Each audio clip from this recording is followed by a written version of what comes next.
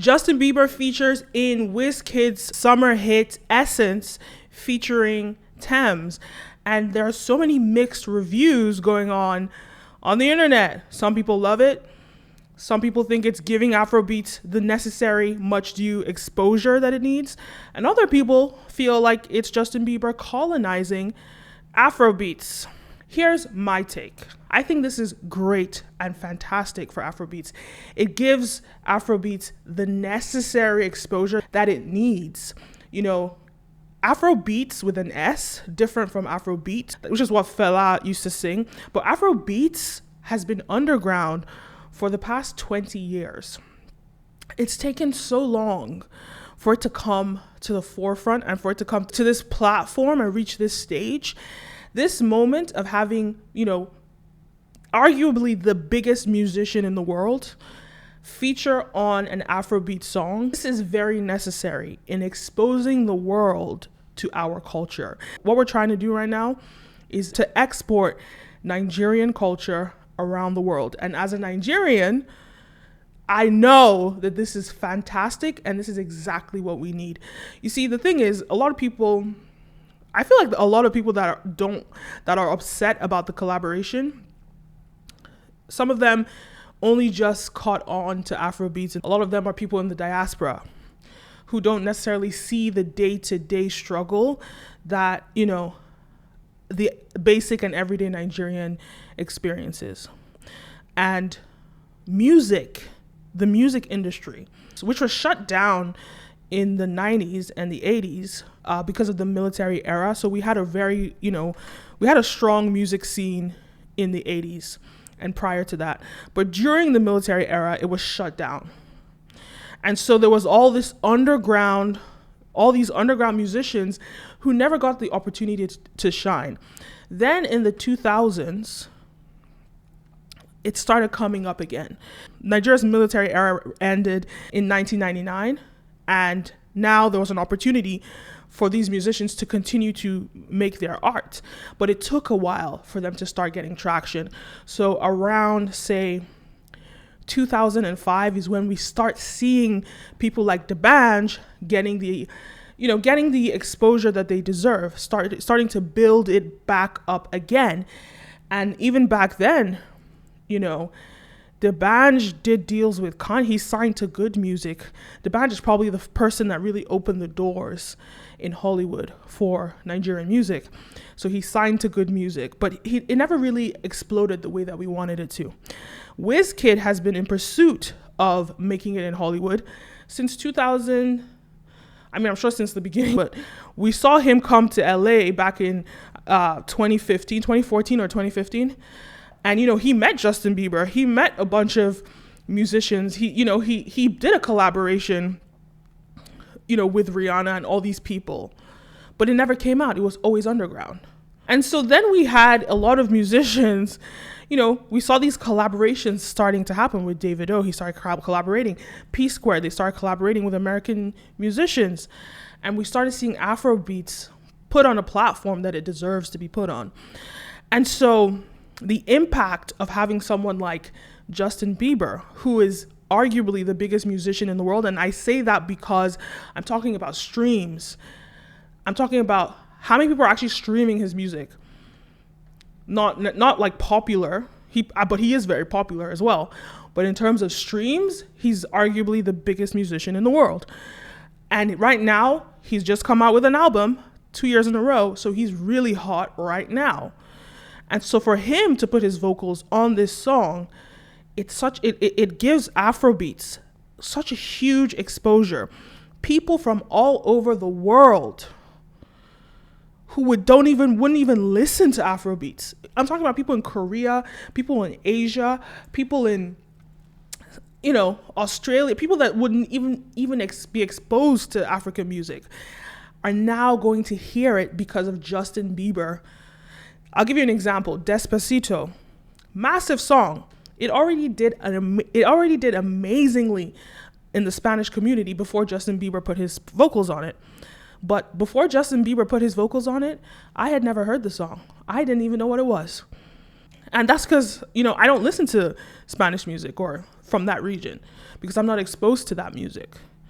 So think about all the people who are not exposed to Afrobeats, who are now going to get exposure to it. And yes, Wizkid was on Drake's song in 2016, and that really brought that's actually what propelled Afrobeats to what it is now.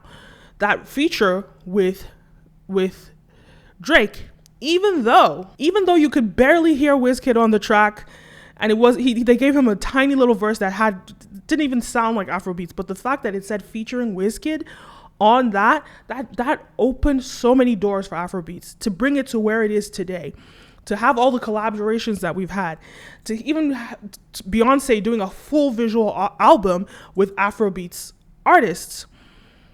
This all stemmed from 2016 when Drake just put Wizkid on his song. Now, what is going to happen now that we have a Justin Bieber on a Wizkid song? Imagine. And then let's talk about Tems. When you think about all the years that it took Wizkid to get to where he is today, I mean, his first single came out, Holla at Your Boy, came out in 2010. That's 11 years it took him to be on the platform that he is now. He sold out O2 Arena, which is like unheard of, especially for an African artist. He's huge right now. It took him 11 years. Tems, her first single came out in 2019. Well, the first single that made real waves. 2019. And for her today to have a song with a Justin Bieber, like, look at how much Wizkid and Davido have bridged the gap and created an avenue for new artists, fresh new artists to be able, fresh new Afrobeats artists to be able to release a song, and 2 years later they have a feature with Justin Bieber. That's unheard of. It doesn't even happen for American artists. Look at Omole. Omole he started getting hot a year ago, less than a year ago, September of 2020, where he started getting hot with his song Bad Influence and that EP that he dropped. That was less than a year ago when he actually just started making waves. And he already got featured on a Justin Bieber song. They put him on the Peaches remix a few months ago.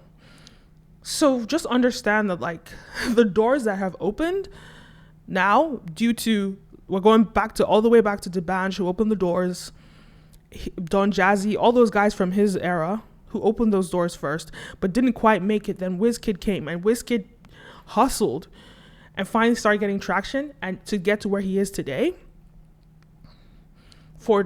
And where we are today is an artist can pop in 2020 and get a feature with Justin Bieber the next year. Come on. It's unheard of. It doesn't even happen for American artists. So what I'll say is the Afrobeat scene is fresh, it's hot. If you have real talent, it's actually not that hard for you to blow up.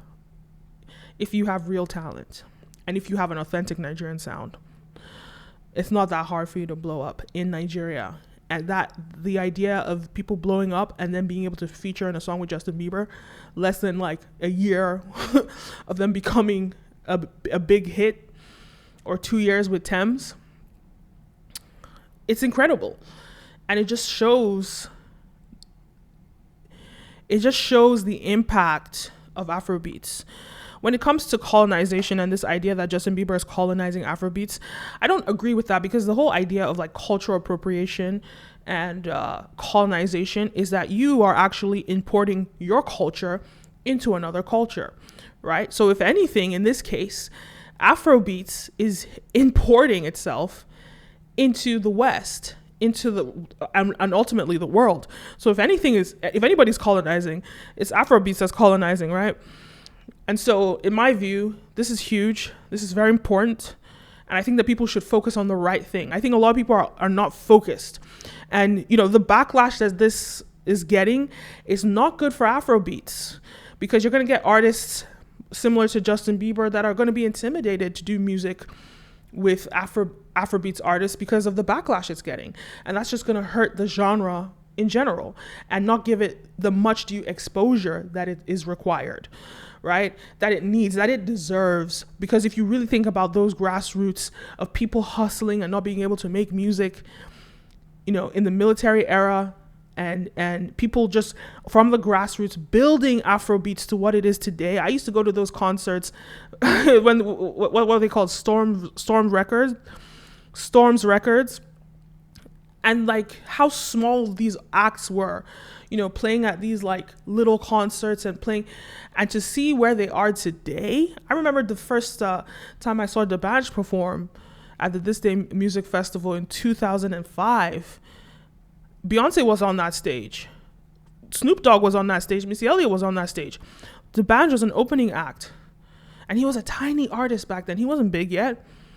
So we can see the evolution of Afrobeats with an S. We see the evolution and we see what's happening. And today is the time when now we're able to get the much due respect and exposure that we deserve. So I think people need to be very careful when they're complaining, because I think that they're focusing on the wrong thing. They don't want to see a white artist perform with a Nigerian artist, which doesn't make sense, because Justin Bieber has approached it very humbly, very respectfully, very gracefully. And if anything, he's giving a platform to these artists, which is much deserved. And he was very respectful about it, because he probably knew he was going to get backlash because he's a white artist. And people could say he appropriated, the Chris Browns and the black culture in general. And he's said so on his platform that he's benefited off of black culture and he wants to serve.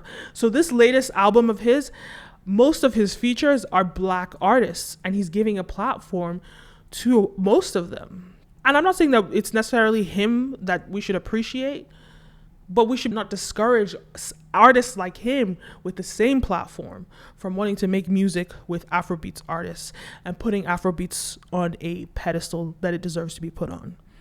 So people need to be very careful with the way that they approach this. This is my view. This is my take. But what is the lesson that we learn? The impact of collaboration, as a business, because obviously in these videos, I always get a business angle down, and the business angle is look at the impact of collaboration, working with, different types of brands or businesses in a way that is strategic and has alignment, can really give your brand the exposure that you need to have global domination in this case, or have the exposure from different communities and different acts. So that's kind of the business angle. But ultimately, when it comes to, the backlash the song has been getting, like I said, I think people need to focus on the right things and not the things that they should really think about the impact that this does for this genre of music that has been ignored. And this culture, Nigerian culture, that has been ignored for so many years. And now it's getting the much due respect that it deserves. And one thing about cultural appropriation, in the case, I think when you look at the way cultural appropriation has worked, especially in America, it's almost easier for white people in America to copy Black American culture because they are exposed to Black Americans on a day-to-day basis, and they can adopt their way of speaking, their hairstyles, etc. But when it comes to Nigeria and when it comes to Afrobeats, it is so distinct and unique that it's going to be very difficult for an artist to replicate it and get away with it, because it's going to be an obvious counterfeit product that is just not going to have the same quality. So it's very important that, what I think is interesting is that we make alignments and we blend together in an interesting way, as opposed to copying and pasting, because nobody can copy Afrobeats. And then another factor is that you have to think about the depths of African culture. It's since the beginning of humanity. It's the richest culture on the planet, because Africa is the birthplace of humanity.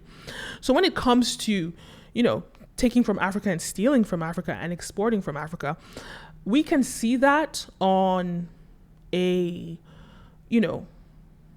in terms of commodities. We've seen that in different ways, but I don't think we're going to see that culturally, because it's so distinct, it's so sharp, and it's so strong and deep rooted since the beginning of human history that it's impossible for it to be replicated. But it can influence other people. Another thing I want to add is that the emergence of Afrobeats has been very powerful for Nigerian culture in the world generally. When we look at what Afrobeats has not only opened doors for Nigerian music, but it's also opened doors for Nigerian films, for Nigerian fashion, and for Nigerian food. So when we think about this, when we complain about this, we have to be very careful not to deter people from exposing our culture to the world. You know, earlier this year, there was a trend on TikTok where people were trying fufu and they were trying Nigerian food. We want to encourage them to continue to explore our culture the way that we know, because don't forget what it was like in the 90s when you were in school and they called you the African booty scratcher and nobody cared about you, but they made fun of you. Right? But now, today, kids in school, it's cool to be African. It's cool to be Nigerian.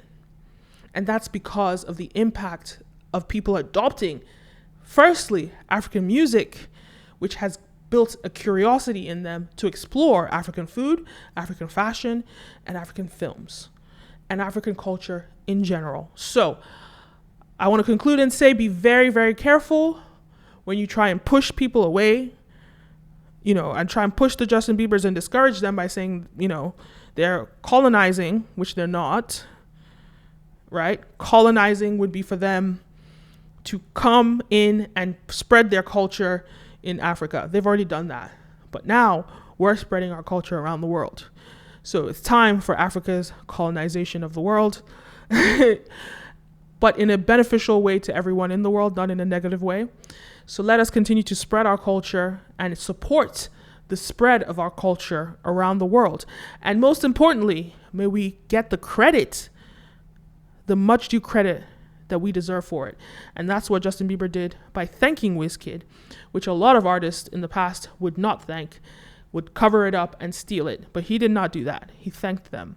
And so I think it's important. This energy of making people accountable is important.